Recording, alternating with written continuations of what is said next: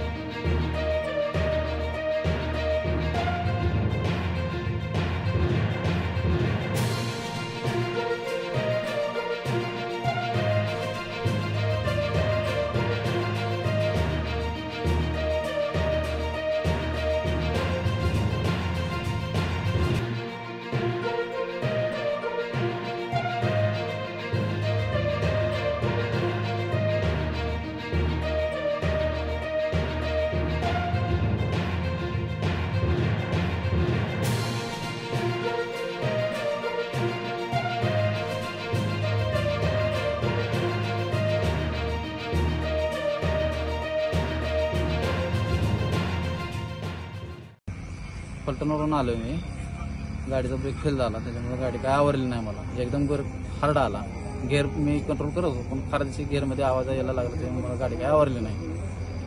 गाडी डिवायडरवर चढली, खांबाला धडकली। गाडी किती जण होतं? दोघंच आहे। कुणाला लागलं का? नाही लागलं।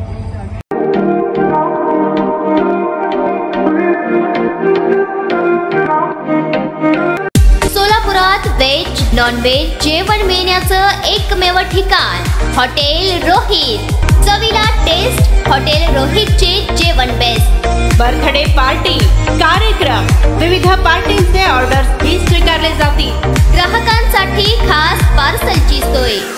आमचा पत्ता हॉटेल रोहित, 7 रस्ता अपोजिट कारीगर पेट्रोल पंप, सोलापूर।